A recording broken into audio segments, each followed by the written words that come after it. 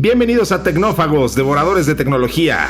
Hoy, entre el colapso y la posibilidad, porque hoy vamos a hablar del día Q, el día cuántico. Algunos de ustedes ya saben qué significa ese día Q, pero los que no, y bueno, todos nos vamos a enterar mucho más de qué significa esto para el encriptamiento, para la ciberseguridad. Va a estar muy interesante todo este tema del día Q.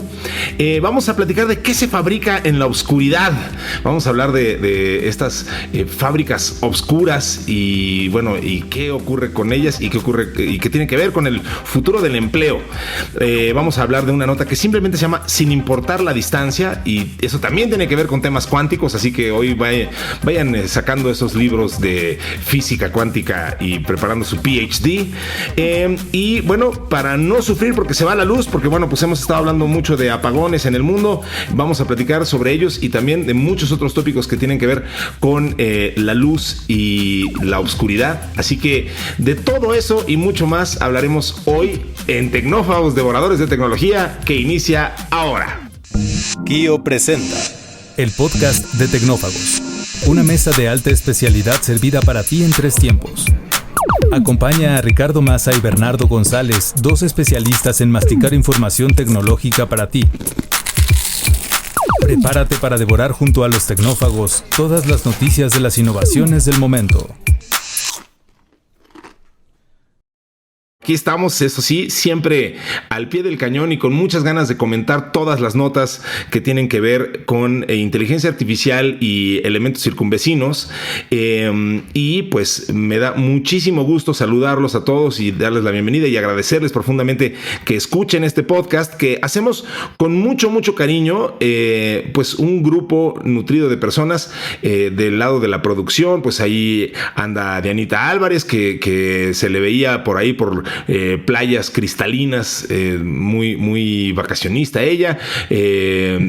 Por supuesto que el señor Mario Terrés, que aquí lo tenemos ayudándonos con la edición.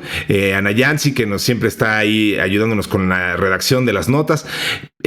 Hay un grupo muy grande de gente en Telegram apoyándonos y escuchándonos y diciéndonos de qué se trata y de qué se va a tratar este podcast. Y al frente, y lo digo porque simplemente aquí ponemos la voz y un poquito de conocimientos, pues estamos 2 personas. Una de ellas soy yo soy Ricardo Massa, y la otra persona es mi querido amigo, amplio conocedor de temas de tecnología y próximo ponente también en un evento muy interesante de AI, que también le vamos a pedir que nos platique un poquito de eso. Es Bernardo González. ¿Cómo estás, Berni? Bien, Rick, muy contento de estar aquí otra semana más transmitiendo este episodio de Tecnófagos. Y fíjate que esto que decías de la comunidad, la gente que amablemente nos ayuda con comentarios, con notas, la verdad que a mí me entusiasma mucho. Voy a dar un par de ejemplos. Esta semana que acaba de transcurrir después del episodio de la semana pasada, Ismael Morales se encontró por allí una cosa rarísima que yo no había visto, con alusión a la nota esta que mencionamos tú y yo, de cómo ahora estos modelos de inteligencia artificial, con que simplemente le des una fotografía sin ningún metadato, pueden identificar con cierta precisión la ubicación. Pues resulta que hay una persona en TikTok que no sé si por hobby o por alguna cuestión hace lo mismo, pero de manera manual, artesanal, ¿no? Autónoma. Autónoma. Y me gustó mucho porque justo hace el punto, ¿no? De repente me parece que le damos demasiada importancia a cierta funcionalidad que tiene una herramienta y a veces no nos damos cuenta de que son cosas que ya existían o problemas que ya traemos del pasado, ¿no? Porque efectivamente no es tan difícil. Digo, no es una trivialidad. Me metí a ver el perfil de esta persona de TikTok. Y agarré un video ahí que me parece que fue el que nos sugirió Ismael. Eran una pareja que estaban en una playa, se veía el mar a lo lejos y él va narrando qué elementos va tomando del video, el piso, las montañas del fondo, las placas de los coches, algunos letreros que, por ejemplo, había una E de estacionamiento que decía, bueno, pues eso o es un país de habla hispana o país que habla portugués, ¿no? Claro. Y da toda la explicación y pues adivina en dónde fue tomado ese video, ¿no? Pero esa capacidad de deducción, pues desde Sherlock Holmes, ¿no? Y espectacular. Sí, porque aparte explica cómo le hace, ¿no? va tomando cada elemento y se metió a Google Maps, se metió a Wikipedia, se puso a buscar en Google. Le tomó media hora, 32 minutos me parece, y logró identificar dónde había sido tomado ese video, ¿no? Simplemente lo que hace la tecnología, pues es que ahora lo hace más rápido, ¿no? Entonces, no quería desaprovechar para hacer ese comentario. También, no sé, fíjate que a veces nos cuestionamos qué tan en el futuro vivimos, y como las cosas van pasando, pues progresivamente, de manera iterativa, es una evolución, pues a veces no caes en cuenta de ya dónde vivimos, ¿no? Y simplemente quiero mencionar un par de cosas, ¿no? Me parece que fue este fin de semana que hubo una votación en el estado de Texas, en Estados Unidos, para ver si se convertía una nueva ciudad, un pequeño poblado, ahí cerca de Boca Chica, propuesto por SpaceX, y pues por mayoría de votos, ahora se llama oficialmente este poblado Starbase, y ya es una ciudad donde pues se van a seguir haciendo todos estos lanzamientos. Y creo que es algo que si te hubiera platicado a alguien hace 5 años, pues no lo creerías, ¿no? Y el otro es un tema, obviamente que sé que va a dar muchísimo de qué hablar porque es altamente polémico, pero creo que cuando llega a esos niveles, pues también te habla de que ya vivimos en el futuro, ¿no? El presidente de los Estados Unidos, el señor Donald Trump, tuvo la grandiosa puntada de por qué no generarse una imagen con una herramienta de inteligencia artificial donde él es el pontífice de la Iglesia Católica, lo cual pues ha generado una tremenda polémica, pero creo que también habla de esto que está sucediendo, ¿no? De dónde ya vivimos en el futuro, ¿no? Sí, por cierto, muchas gracias a Marquitos GTZ. Supongo que eso, bueno, hemos asumido que eso quizás signifique Gutiérrez, pero en fin, así se firma el querido Marquitos, que es quien compartió esa nota de Starbase, que es, como dices, pues es Elon Musk haciéndose su Westworld, ¿no? O sea, además en Texas. Sí. Así que está muy adecuado. Un pueblo completo que va a vivir básicamente bajo las reglas de Elon Musk. Y bueno, pues sí, muchísimas gracias a todos los que participan en el grupo de Telegram, como dice Bernie. Gracias a Godel, que ya hemos platicado también, es un nick muy interesante. Ahí es de los pocos que le podían decir que le enmendaban la plana a Einstein, así que ahí nomás andaba el señor Godel. El siempre participativo Álvaro, que ya lo mencionábamos, a Benito Juárez, que tiene nombre bastante célebre. En fin, muchísima gente que está ahí compartiéndonos notas. Pues gracias, y súmense todos los que nos estén escuchando. Ahí andamos platicando y compartiendo información, Bernie, su servidor, y este nutrido grupo de gente muy participativa y que sabe muchísimo de tecnología. Entonces, lo único que tienen que hacer es descargar la aplicación de Telegram, si no la tienen ya, y pues ahí buscan Tecnófagos, y ahí estamos toda esa pandilla. Y bueno, pues un saludo a todos ustedes. Un saludo también, si me lo permites, mi querido Bernie, claro. A mi sobrino y a mi hermana, que se han vuelto asiduos escuchas de a la familia de Ustúa en general. Les mandamos un gran saludo. Mi sobrino Sebas, que además es muy pues se ha vuelto muy entusiasta de temas de ciencia, está empezando y quiere estudiar astrofísica, así que ahí nomás, así que le interesa mucho estos temas, así que también ese saludo familiar que ya llevan un tiempo escuchando este podcast. Pues vamos entonces a entrarle a las notas de hoy, mi querido Bernie, porque hay mucho de qué platicar. La entrada de hoy. Una fresca selección con las noticias del momento. Y empecemos entonces con este día Q, el día Q, que de verdad ni el día D tenía tantas implicaciones tan brutales como esto. Es algo bien interesante esto, Bernie. Yo no sabía de este tema, pero ahora que he estado leyendo un poquito de esto, pues bueno, básicamente el día Q es como se ha dado por llamar, el día del colapso que pudiera ocurrir cuando pues las amenazas cuánticas, en términos básicamente de ciberseguridad, se cumplan. Es decir, es parte del vocabulario de los expertos en ciberseguridad, y es específicamente el posible momento en que las computadoras cuánticas logren vulnerar la criptografía de las claves públicas que actualmente usamos para proteger datos sensibles como las transacciones financieras, las comunicaciones privadas, los activos digitales. A ver, hay que entender primero una cosa que tú, Berry, nos has explicado y que me dio muchísima luz al respecto. A ver, ¿qué nos haría pensar que nada más las computadoras de los malos van a ir avanzando y que no la de los buenos, ¿no? Pero vaya, entendiendo eso, hay que también poner en dimensión que efectivamente, pues una computadora cuántica, si la pones a descifrar un password de una computadora no cuántica, de una computadora tradicional, pues sí, se la va a ponchar muy rápido. Eso sí es una realidad.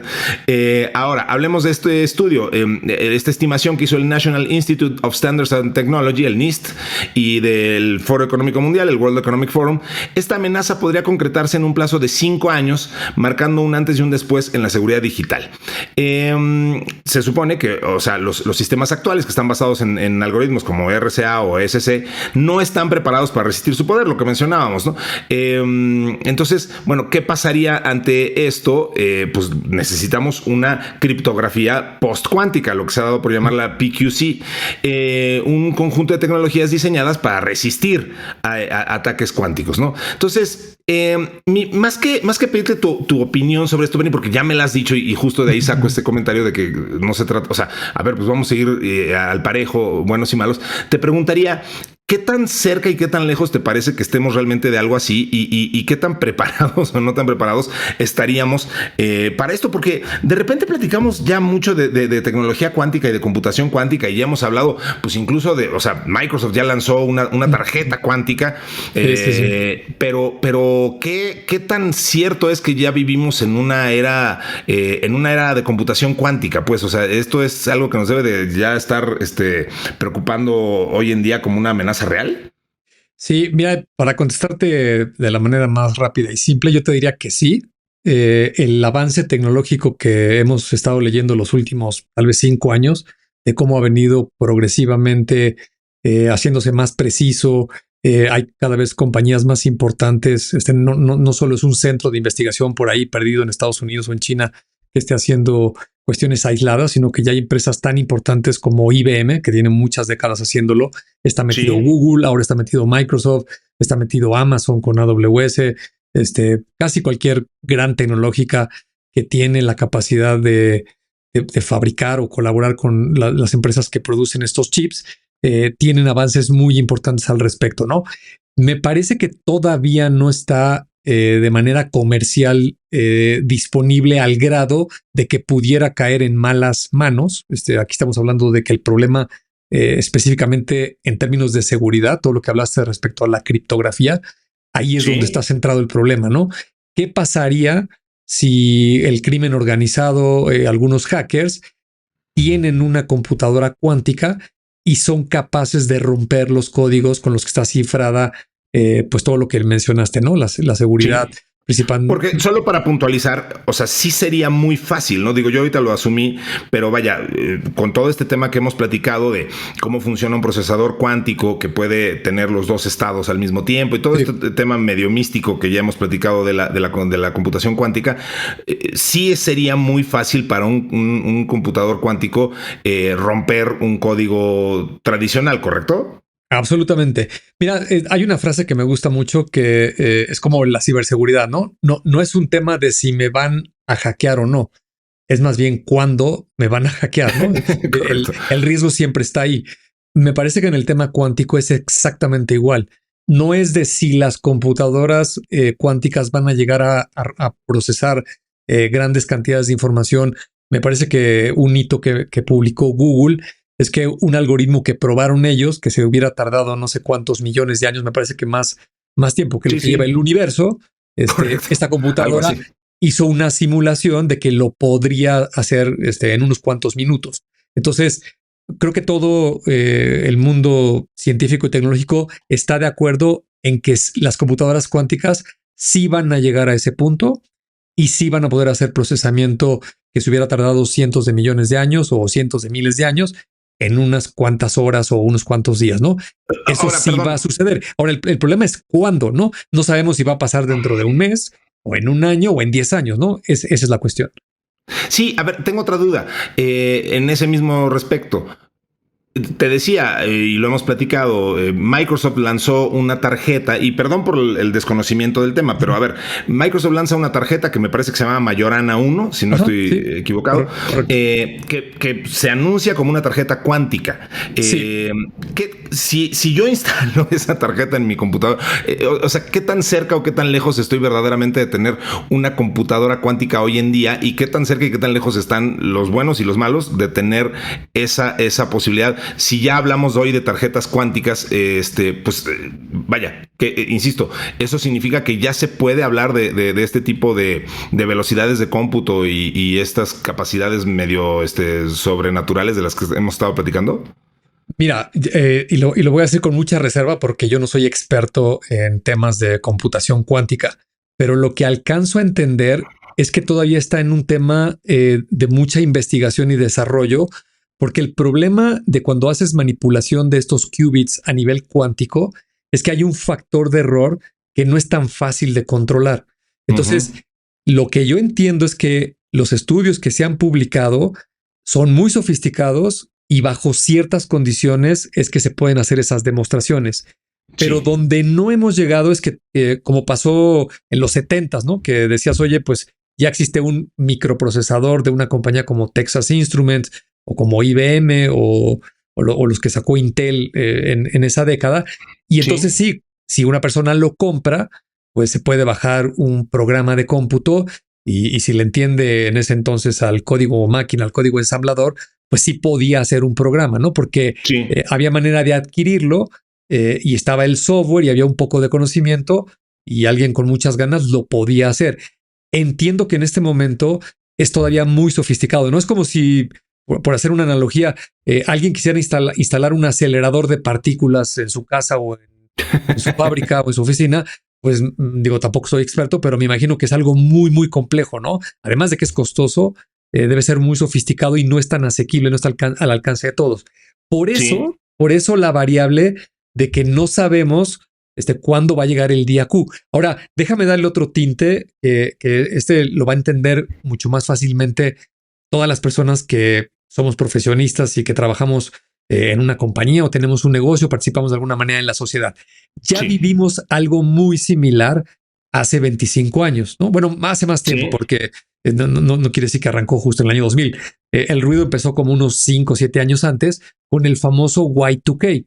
La gente que ya tiene varias décadas trabajando tal vez lo haya vivido y se acuerde que la famosa fecha de los programas de cómputo estaba reservada con 2 dígitos. Entonces se hacen muchas operaciones con fechas para calcular días, meses en los proyectos, etcétera. El sistema financiero, pues las fechas son fundamentales. Y entonces lo que iba a suceder si no se le ponían 4 dígitos al año, pues es que cuando llegaran al 00 del año 2000, pues muchos programas iban a tronar, ¿no? A la hora de tratar de restar con 0, iban a dar números erróneos, fechas negativas, o si alguien dividía algo, pues iba a dar un error tal cual un programa, ¿no? Y entonces, con mucha anticipación, pues se generó todo un movimiento en la industria donde le dijeron a todas las empresas del mundo, oye, si tu software, empezando desde el sistema operativo hasta tu aplicación, tu base de datos, las fechas las manejas con 2 dígitos en los años, pues te tengo malas noticias. Antes de que llegues al año 2000, vas a tener que actualizar tu sistema para que maneje 4 dígitos. No, me acuerdo perfecto que salió un parche para Windows, salió otro para Linux, los mainframes también los tuvieron que parchar, y todas las bases de datos y todo el software que utilizábamos, todo mundo, le tuvimos que poner estos famosos parches y aún así había una gran incertidumbre. Me acuerdo perfecto el 31 de diciembre. No sé exactamente cuál es el país en donde cambia primero el año, pero me acuerdo que ese día, el 31 de enero, salía por todos lados en las noticias de, bueno, en Australia, pues ya es 1 de enero del año 2000, y no hay ningún colapso reportado ni de aerolíneas, ni de hospitales, y parece que esto no es tan grave. Y bueno, al final no fue tan grave, ¿no? Creo que hubo unos problemas menores. La mayoría de las empresas se dieron a la tarea de hacer esta actualización y lo pudimos brincar. Doy toda esa explicación porque el problema de romper los códigos cuánticos no es de que va a venir un día fatídico. Sabemos perfectamente lo que hay que cambiar. Los sistemas criptográficos están basados en hacer operaciones matemáticas que a la computación actual, a la tradicional, le lleva muchísimo tiempo resolver y es suficientemente bueno ese enfoque para proteger los sistemas. ¿Qué pasa cuando traes una computadora cuántica? Pues esa misma operación compleja la podría resolver en pocos minutos o en pocas horas, ¿no? Entonces, ¿qué hay que hacer? Pues hay que ponerle un algoritmo que sea resistente al procesamiento cuántico. Y afortunadamente sí lo hay. Hay una serie de nombres que no los voy a leer porque son muy extraños y no tiene caso. Nada más lo estaría yo repitiendo aquí como perico. Pero lo que tienen detrás es que es un enfoque matemático que aún a una computadora cuántica le llevaría muchísimos años, cientos o miles de años, poder resolver ese problema, ¿no? La analogía, le pedía ayuda ahí a ChatGPT y decía, bueno, para que lo puedas explicar en tu podcast, imagínate que tienes una imagen y tú le metes ruido a la imagen, le impones algo encima y ya se ve muy distorsionada la imagen y tú tienes el algoritmo para quitar ese ruido. Entonces, eso a una computadora cuántica también le costaría mucho trabajo resolver el cómo quitarle el ruido a la imagen, ¿no? Evidentemente aquí estamos hablando de ecuaciones y cálculos y con eso ya estás protegido. No quiere decir que si alguna persona malintencionada que tiene la tecnología cuántica te quiere romper un código que tú ya protegiste, que ya es resistente al cómputo cuántico, pues no lo va a poder romper. Ahora, si tú no te actualizas y te quedas con tu sistema de encriptación tradicional y te topas con un hacker, un malo de estos que trae una computadora cuántica, pues entonces sí va a vulnerar tu sistema, ¿no? Para resumir, lo que creo que va a suceder los próximos años es que el mundo se va a volcar en un frenesí, como sucedió en el año a finales de los 90s, donde va a haber toda una urgencia por migrar. Y aquí agrégale un factor especulativo. En los años 90s sabías perfectamente cuánto tiempo te quedaba, ¿no? Porque la fecha deadline era el 31 de diciembre de 1999, ¿no? Para un poco antes tú tenías que estar listo. El problema con la computación cuántica, que yo sepa, pues nadie sabe cuándo van a estar listos estos sistemas y cuándo algún actor malintencionado los podría utilizar, ¿no? No sabemos si va a ser dentro de unos meses o dentro de unos años. Así es de que es de esperarse que aparezca una nueva línea de negocio, porque seguramente muchas empresas van a obtener ganancias importantes por todas estas actualizaciones que se van a tener que hacer. Y así, niños, es como vivíamos el final del siglo pasado y recibíamos el Y2K, el año 2000 desde la perspectiva tecnológica. Exactamente. Muy bien. Pues vamos con lo que sigue, Bernie. Vamos con el plato fuerte del día de hoy. Vamos. El plato fuerte, cocinado a fuego lento durante la semana. Y eso hoy nos tiene una nota que se llama ¿qué se fabrica en la oscuridad? ¿Y qué se fabrica en la oscuridad, Benny? Pues la verdad es que cada vez más cosas y bueno, pues eso va a ser una realidad impresionante. Lo de la oscuridad me pareció algo bastante poético y muy interesante, quizá no hasta medio contraintuitivo, pero claro, a ver, las fábricas que hoy estamos viendo ocurrir con autómatas, con AI, en donde todo es automatización, robots, insisto, pues claro, no tienen necesidad de tener las luces prendidas porque no hay humanos que requieran luz para realizar su trabajo, así que efectivamente hasta eso te ahorras la luz artificial. Entonces, por eso se les ha dado por llamar estas fábricas obscuras impulsadas por AI. En China estas fábricas ya operan completamente sin trabajadores humanos e incluso sin iluminación tradicional, y bueno, pues una fábrica obscura pues es esta instalación de producción totalmente automatizada sin trabajadores humanos. Por ahí comentábamos al principio que nos compartieron esta nota en nuestro ya mencionado grupo de Telegram y que es la fábrica inteligente de Xiaomi en Changping, que esto es, vaya, el paradigma a lo máximo. Esta fábrica hace un teléfono inteligente por segundo utilizando AI y robótica para lograr una eficiencia y precisión excepcionales. Entonces, bueno, pues sabemos que el futuro de la humanidad está en esta integración de inteligencia artificial, robótica, pues bueno, pues mejorando significativamente la eficiencia energética. La automatización ayuda a optimizar las operaciones, reduciendo la necesidad de infraestructura centrada en el ser humano, la iluminación, la calefacción, las zonas de descanso. Bueno, evidentemente esto nos lleva a una conversación que ya hemos tenido varias veces, que es el tema de la pérdida de empleos, ¿no? Las máquinas están asumiendo obviamente estas tareas que pues antes realizábamos con mucho trabajo los humanos.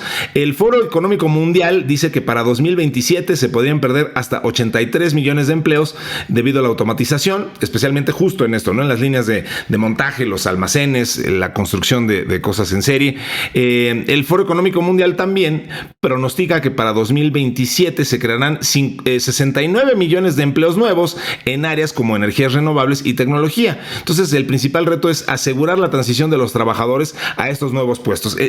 Me encanta que se haya contrastado un dato con el otro porque justo refuerza algo que ya hemos dicho muchas veces. La tecnología, pues bueno, a lo mejor cierra una puerta pero abre una ventana y hay que entender justo cómo se hacen estas posibilidades y en dónde se están creando pues las nuevas oportunidades, los nuevos empleos y qué está compensando y qué nuevas industrias se están creando, algo que ya hemos platicado hasta el cansancio en varios ejemplos, pero digo, claro que esto crea nuevas industrias, nuevas betas y es lo que hay que entender, ¿no? O sea, ¿en dónde va a estar mi nuevo empleo? ¿Dónde va a estar mi nueva pasión?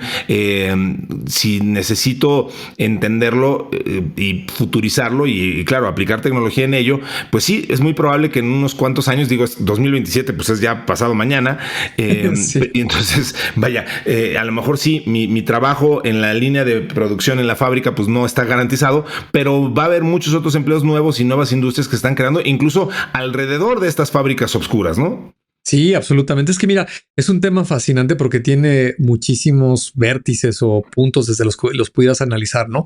Recuerdo, no sé si fue el programa de 60 minutos o alguno de estos programas de investigaciones y reportajes norteamericanos hace ya varios años, que hizo una investigación de las fábricas de Foxconn en China, un poco amarillista tal vez, porque estaba muy cargado en las condiciones infrahumanas en las que vivían los chinos, porque eran realmente unas ciudades donde las personas tenían ahí su turno de trabajo y como estaban en lugares bastante alejados de las comunidades donde eran originarios los trabajadores, pues prácticamente tenían que estar viviendo ahí, ¿no? Durante varios meses. Les daban una cama espacios muy reducidos, los comedores, lo que tú te podrías imaginar.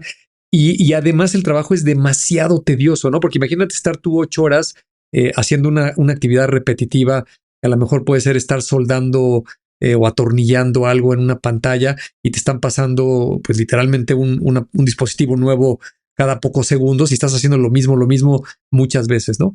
Entonces, creo que de manera general que la tecnología nos ayude a que evolucionemos como sociedad y ese tipo de trabajos no los tenga que hacer el ser humano, me parece que tiene una vertiente positiva, ¿no? Ahora, es una gran responsabilidad de la sociedad, de los gobiernos y de las empresas el ver cómo llevamos a cabo esa transición, ¿no? Pero lo que es claro en las cifras que acabas de mencionar es que vamos en esa trayectoria sin lugar a duda, ¿no? De hecho, China ya superó por 6º año consecutivo a todos los países del mundo en cuanto a la instalación de robots industriales, ¿no? Hay por ahí una Federación Internacional de Robótica, la IFR, que dice que China lleva varios años superando a todos los países del mundo de manera en números absolutos, número de robots instalados, y solamente en una métrica que es robots per cápita, cuántos robots tiene un país por cada 10,000 trabajadores, me parece que aún siguen a la cabeza Corea del Sur y Japón, porque las poblaciones de estos países son bastante menores que la de China, ¿no?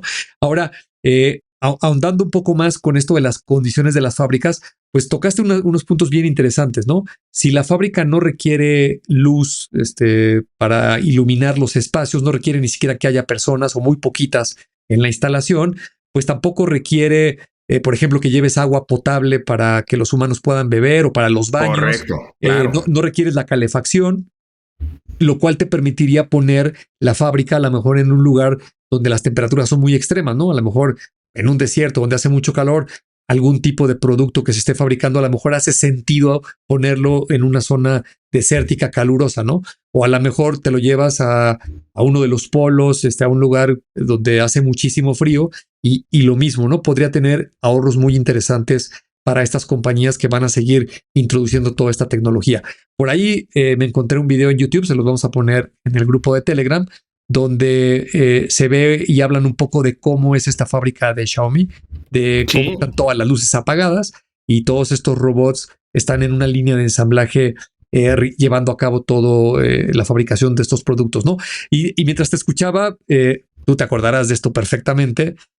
Alguna de las veces que vas a un centro de datos, en Kio, por ejemplo, Sí. que vas con algún cliente a una visita, pues muchas veces vas acompañado de un guardia y cuando vas a entrar a una de las fases, hay unos sensores y las luces se encienden, ¿no?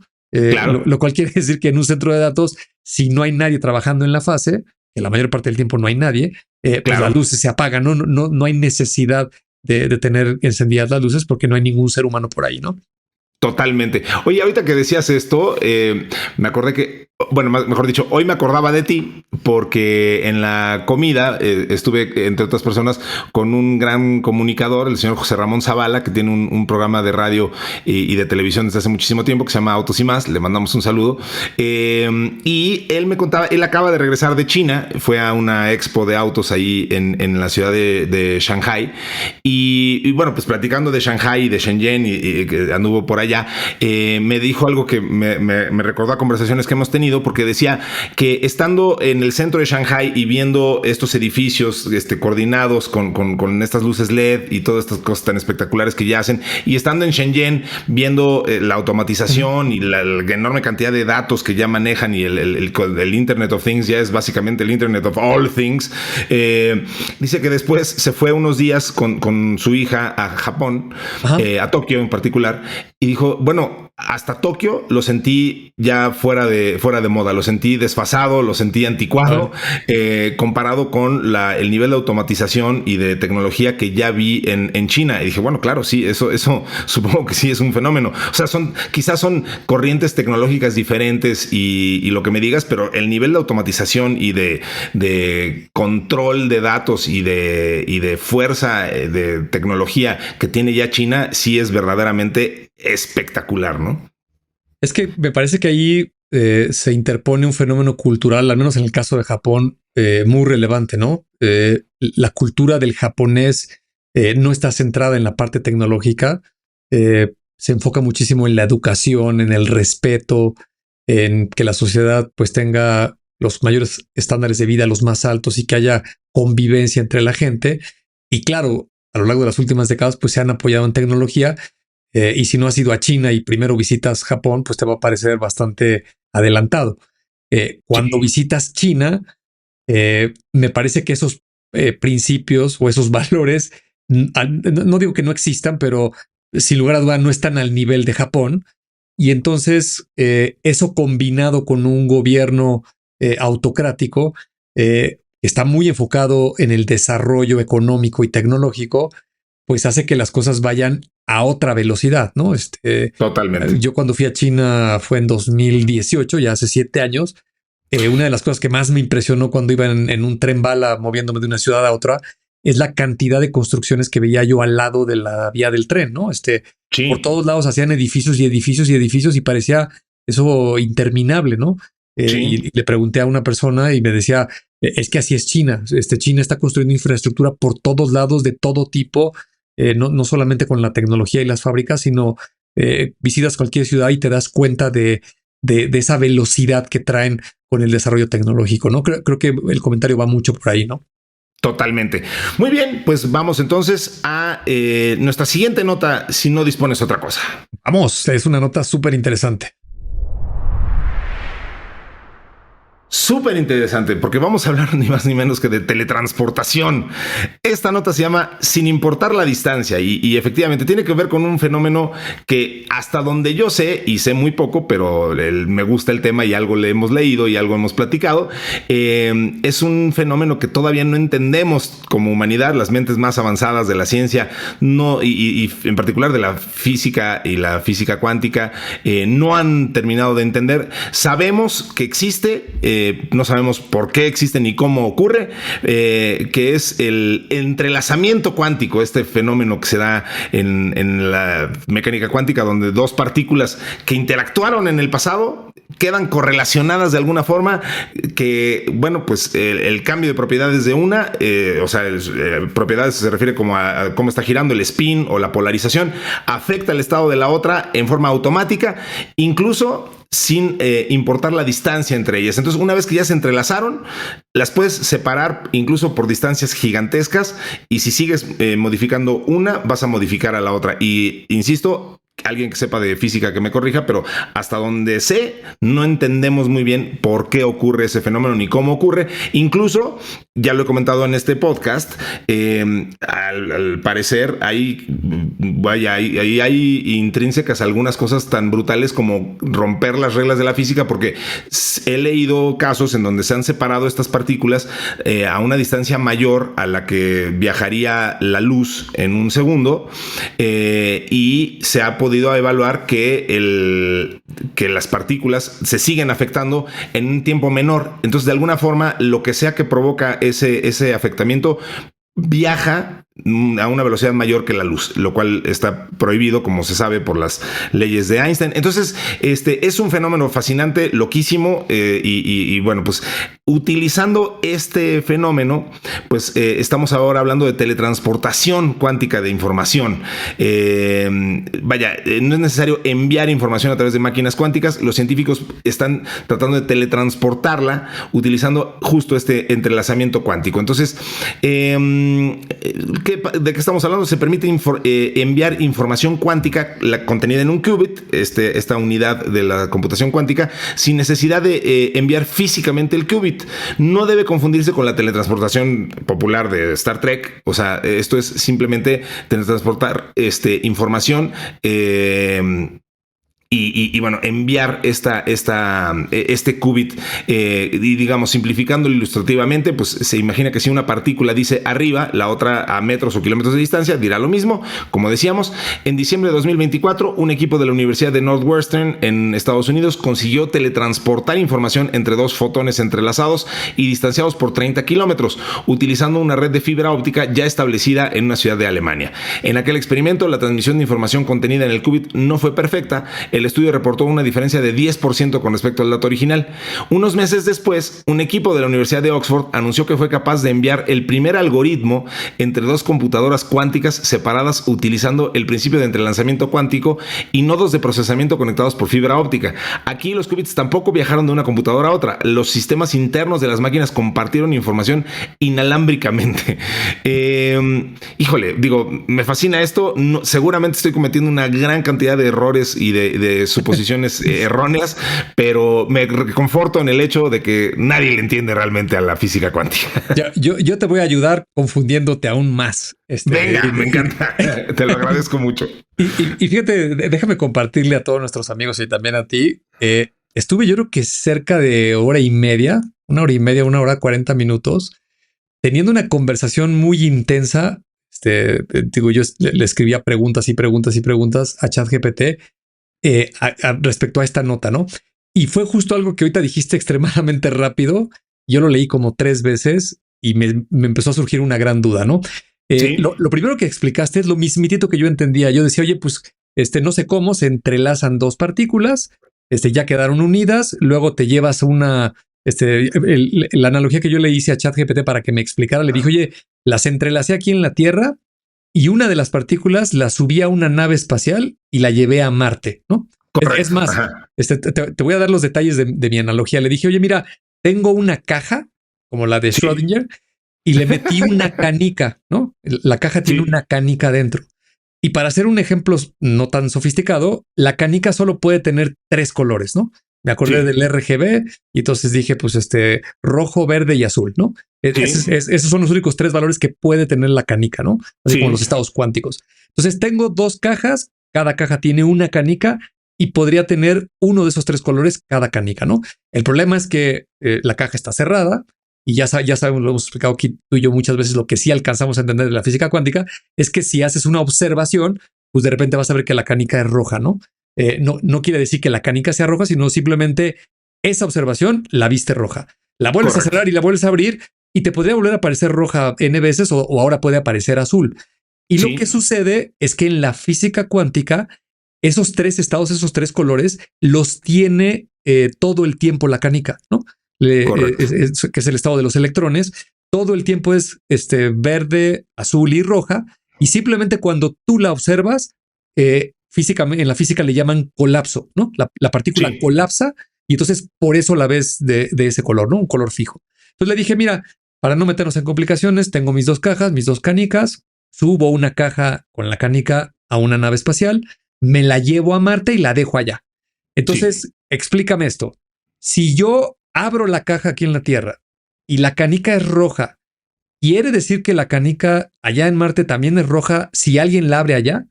Y me dijo, no, eso no sucede así. Están entrelazadas, pero si alguien la abre allá, pues le va a salir un color del observador de allá.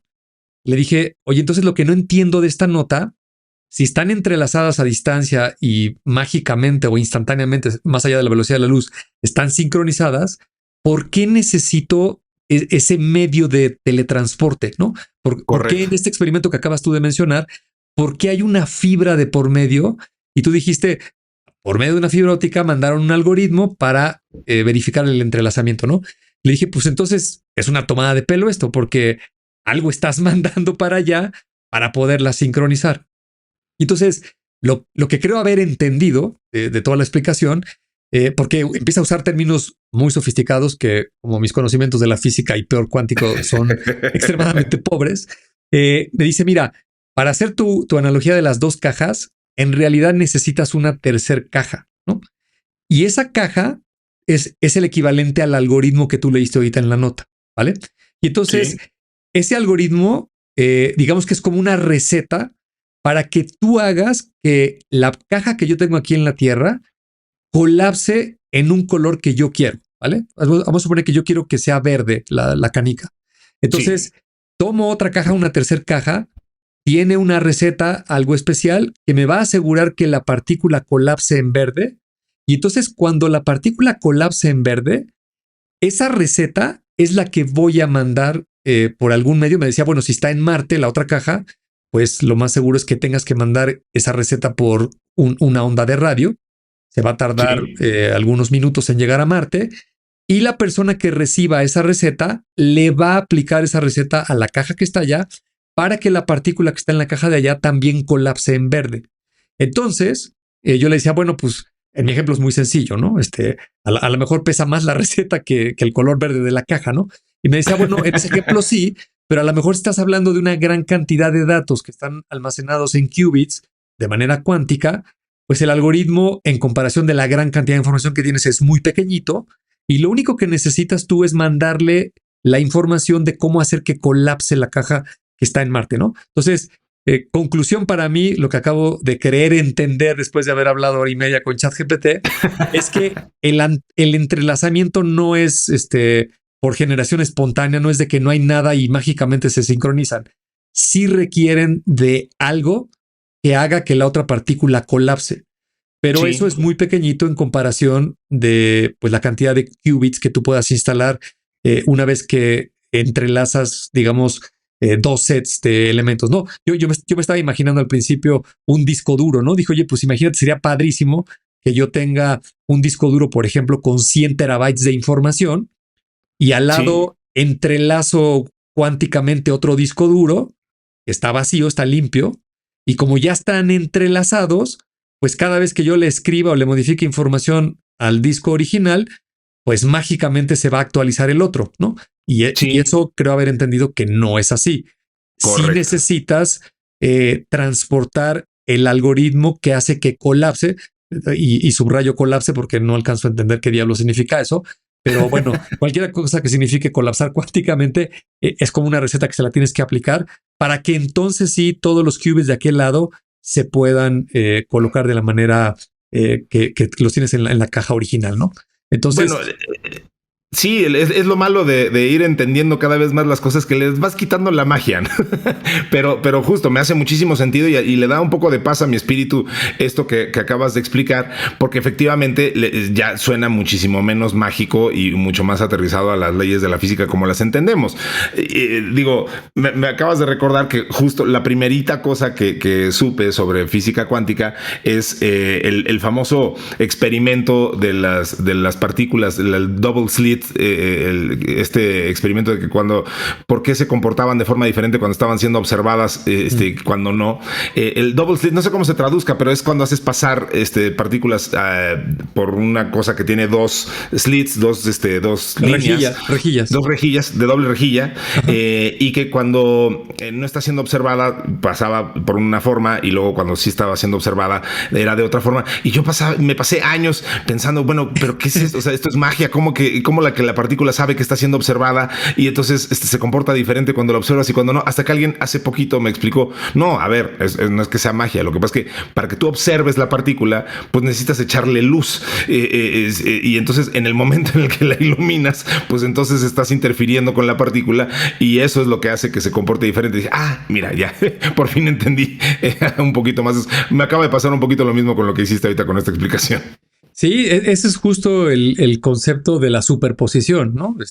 Lo que he leído yo es que los electrones tienen múltiples posiciones al mismo tiempo. Eso es lo que cuesta mucho trabajo de entender, ¿no? La analogía, además de la de las rejillas que acabas de mencionar, es la de la moneda, ¿no? Cuando tú lanzas una moneda al aire con cierta fuerza con los dedos, digamos que gira tan rápido en el aire que el ojo humano, pues no, es imposible que tú veas dónde está la cara y dónde está el sol, o la cruz, como le llames, porque como está girando demasiado rápido, pues nada más ves como la ráfaga del movimiento. Pero la observación equivale a qué pasaría si yo la atrapara en el aire en un instante y la detuviera. Pues estaría mostrándome la cara o la cruz, ¿no? No puede tener los dos valores a la vez, pero creo que ese es el famoso colapso, ¿no? Es decir, un electrón está girando y tiene múltiples posiciones y cuando se observa, pues tú lo atrapas en una cierta posición, ¿no? Por eso lo colapsaste ahí se detuvo la partícula y la ves en esa posición. Si la volvieras a hacer girar y la vuelves a colapsar, a detener, pues probablemente esté en otro lugar, ¿no? Y ahí es donde empiezan las cosas a complicarse, ¿no? Una analogía mucho más terrenal que seguramente la gente va a entender y ahorita con este tema del apagón que mencionaste al principio, lo mencionaré muy rápido. Hay cualquier cantidad de videos en internet, en TikTok, Instagram, YouTube, que los pueden ver con las explicaciones de qué fue lo que sucedió en España. Pero la explicación resumida es muy simpática, ¿no? Como España produce mucha energía limpia, particularmente solar y eólica, y esa energía no se puede controlar su generación, porque pues tú no puedes controlar cómo sopla el viento, o si se aparece una nube o algo, pues tiene demasiada variación, y cuando la proporción de energía que estás generando de esas fuentes tiene esas grandes variaciones, cualquier desajuste en la red va a generar un colapso, ¿no? Y entonces por protección todos los sistemas se desconectan, ¿no? Que eso fue básicamente la explicación resumida de por qué se dio este apagón, ¿no? Y resulta, yo también hago la analogía, ahorita que nos cuesta a esta generación que estamos en el planeta viviéndola, nos cuesta tanto trabajo entender la física cuántica. Me imagino que algo similar sucedió cuando a los primeros seres humanos les explicabas qué era la electricidad, ¿no? Les decías, oye, pues mira, hay algo aquí que nadie lo puede ver. Hay unas partículas que giran y si tú enredas un alambre y le das vueltas con un imán, lo transmites. Se va a producir un campo electromagnético que tampoco lo puedes ver ni lo puedes sentir, pero eso puede mover cosas, ¿no? O sea, imagínate eso. Estaba saliendo de la época de la Edad Media de las brujas y alguien te empieza a explicar eso, pues seguramente estarían igual o peor de confundidos que nosotros actualmente con la física cuántica, ¿no? Totalmente de acuerdo. Muy bien. Y bueno, pues ahorita que mencionas ese tema del apagón, pues ¿por qué no nos vamos al postre del día de hoy que justo tiene que ver con ese tópico? Vamos. Siempre queda un espacio para el postre. Bueno, pues hablemos del caos tremendo que reinó en Europa en este apagón que justo ya nos platicabas un poco de lo poquito que sabemos de dónde provino, que dejó sin suministro eléctrico a España y Portugal. Y bueno, pues a ver, Bernie, creo que vale la pena preguntarnos si ese no va a ser un tema recurrente en este nuevo mundo con esta demanda energética tan tremenda que estamos enfrentando con estos nuevos... Pues vaya, con los servidores que ahora requerimos, con el tema de inteligencia artificial, con los data centers, con las características que tenemos que tener y viendo a futuro y en temas exponenciales, pues vaya, pareciera que esto puede ser incluso hasta la nueva causa de conflicto entre países. Digo, estoy aquí conjeturando, ¿no? Pero vaya, creo que sí hay razones para pensar que no va a ser el único hecho aislado de un gran corte de suministro, pensando también, agregándole a mis especulaciones, pues lo que ya hemos visto ocurrir en actos de violencia entre países y en estos escándalos geopolíticos y la escalada de la violencia en un conflicto entre Estados Unidos y China, por ejemplo, que vaya, ya hemos visto intentos de ambos, bueno, en particular de China hacia Estados Unidos, de tratar de romper cables submarinos, en fin, pues si la data es el nuevo dinero y el nuevo petróleo y la nueva currency, pues hace mucho sentido decir, bueno, ¿cómo interrumpo el suministro de la data? Pues corto el suministro eléctrico y la generación de energía y de poder, que eso es lo que alimenta todo esto. Entonces, en el caso particular de este apagón de Europa, bueno, pues las autoridades están investigando si la causa fue un suceso extraño, un ciberataque o alguna otra. Tú ya ahorita nos explicabas un poquito de esto. Aeropuertos y estaciones de trenes se enfrentaron a un enorme retraso. Pero bueno, aquí siempre ya llevamos varias semanas platicando de fuentes alternativas de energía. Es algo que nos interesa muchísimo, no solo pues por el tema tecnológico per se, sino por el tema de pues un mundo más saludable, menos dependiente de las fuentes de carbón. Y aquí entra en juego una empresa suiza que se llama Sunways, o se podría traducir como Caminos del Sol, que inaugura la primera planta solar desmontable instalada sobre vías férreas abiertas al tráfico. El video funciona, se explica muy bien, pues, viendo el video, que básicamente son unos paneles plegables que se extienden de forma muy interesante, y durante los próximos 3 años se realizarán pruebas sobre el recubrimiento de los paneles, niveles de suciedad, mantenimiento y la interacción con la infraestructura ferroviaria. Solamente para dar un poco de datos al respecto, Bernie, Suiza enfrenta el desafío de multiplicar por 7 su producción solar para 2035.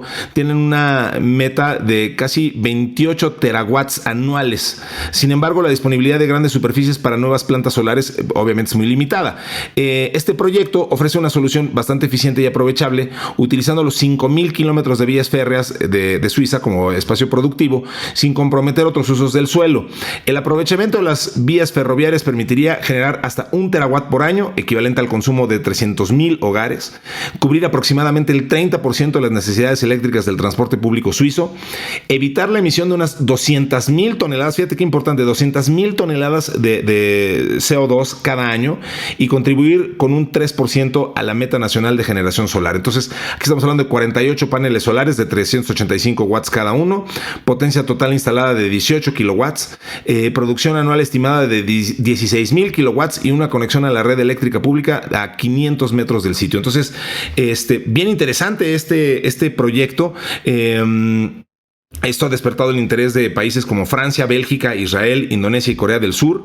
Y pues bueno, es una innovación no solo técnica, sino también estratégica para tener en cuenta en un mundo que, insisto, pues necesita aprovechar la infraestructura y necesita buscar nuevas formas de aprovechar la energía y generar energías limpias. Entonces, interesante y pues muy digno de seguirle la pista este proyecto de la empresa Sunways.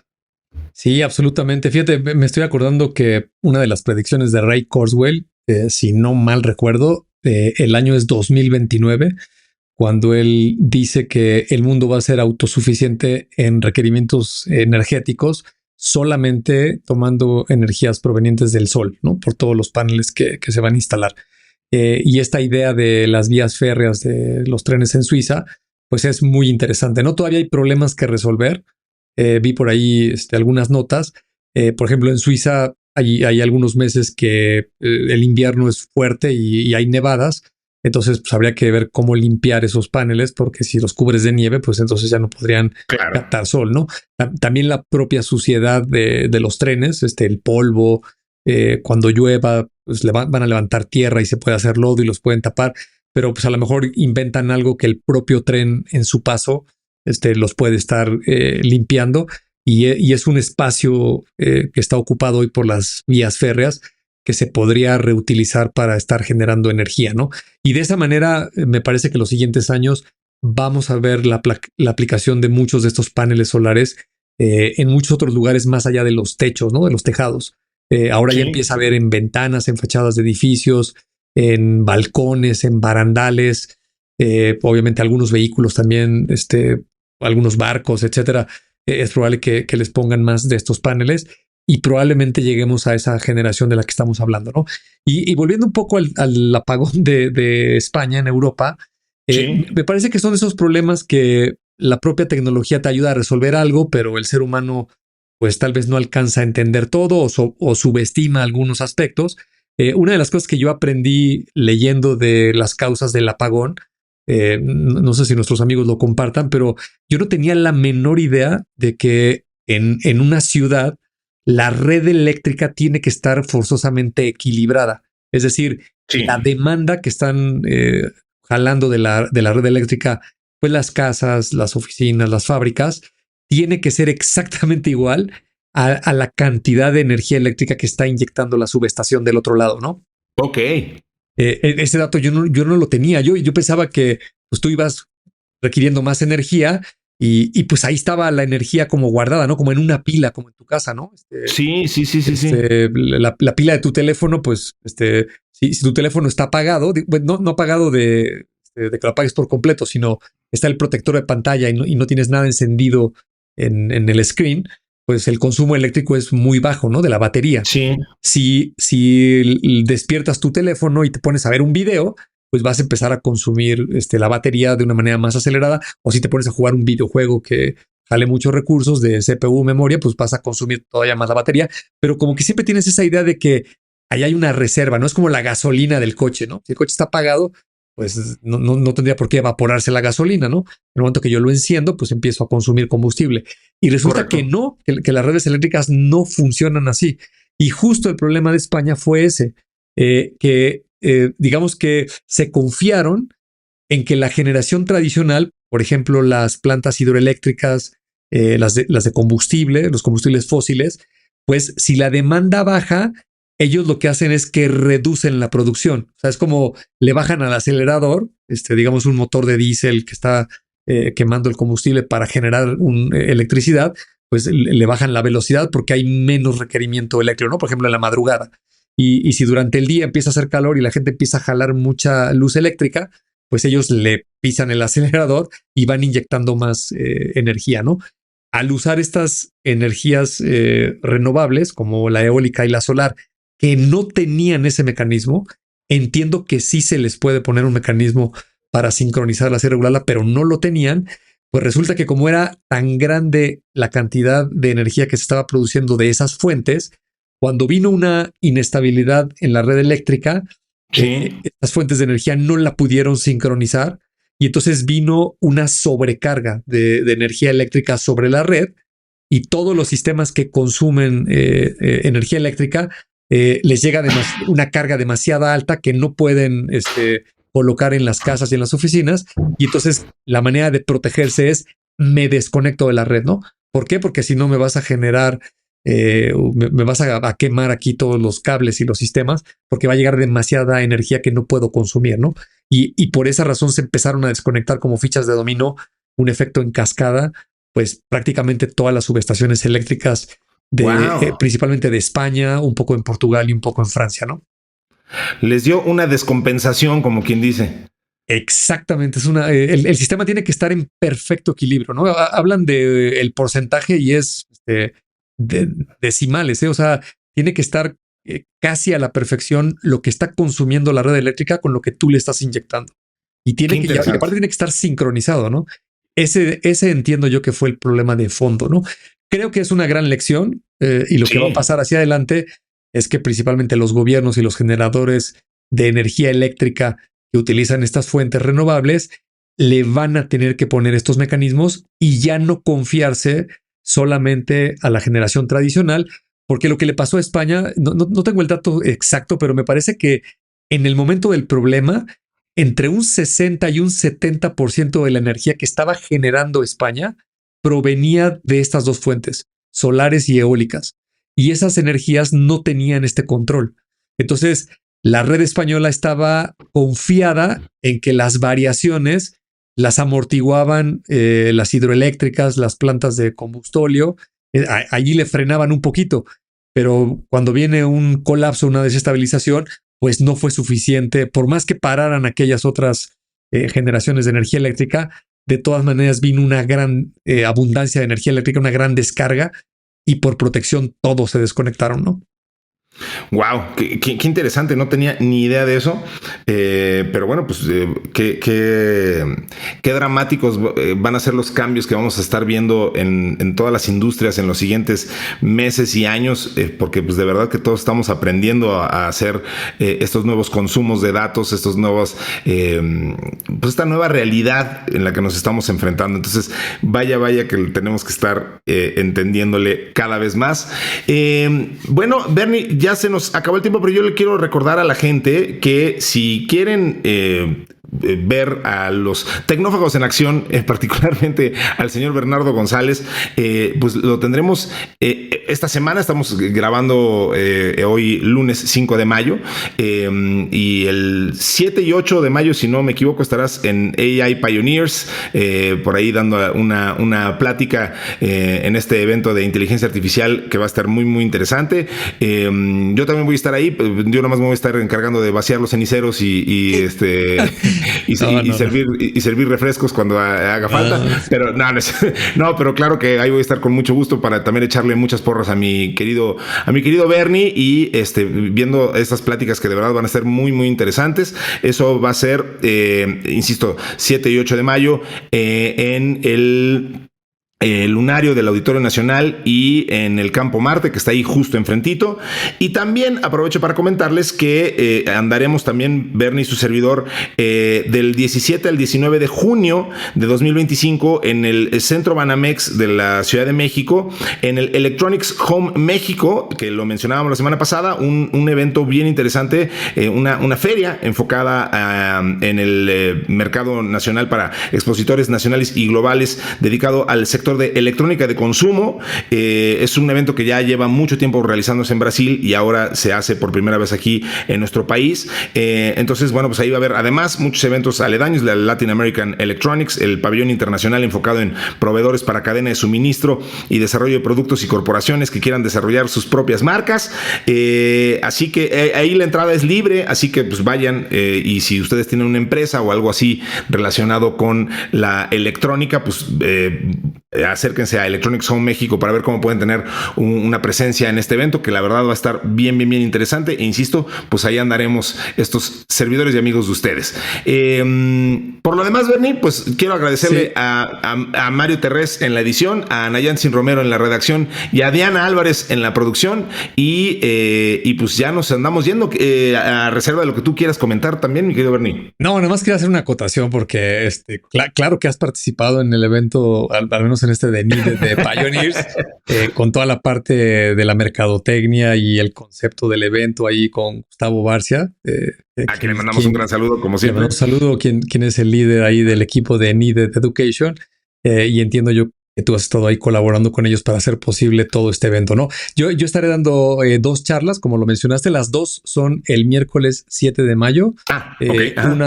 El título es La inteligencia artificial no te va a reemplazar. Vamos a estar hablando ahí de todo ese concepto. Y luego, un poco más tarde, daré otra charla acerca de Prompt Engineer y voy a tratar de hacer ahí algunos demos de las herramientas, las más recientes que han estado saliendo y de las cosas que ahora se pueden hacer en la empresa. Ambas charlas son patrocinadas por Kio. Kio es uno de los sponsors de este evento que lo hacen ahí posible junto con Needed Education. Entonces, por ahí estaremos conversando acerca de todos estos temas de inteligencia artificial con mucho gusto. Quien nos quiera acompañar, ahí estamos en los lugares que ya indicaste ahí en el lunario del Auditorio Nacional y el Campo Marte, donde van a estar estos 2 escenarios, y por allá nos vemos. Sí, si quieren, se supone que este episodio lo deben de estar escuchando el día martes 6, así que pues todavía podrían lanzarse para allá. Busquen en la página needed.education, ahí está el evento AI Pioneers, esto que acaba de comentar Bernie, y además pues muchos otros speakers que también muy picudos, así que sí, la verdad sí está bastante padre este evento. Pues nos vamos, Bernie, se acabó este episodio de Tecnófagos, así que muchísimas gracias a los ya mencionados. Métanse al grupo de Telegram y nos escucharemos la próxima semana en este podcast que se llama Tecnófagos, Devoradores de Tecnología. Hasta entonces.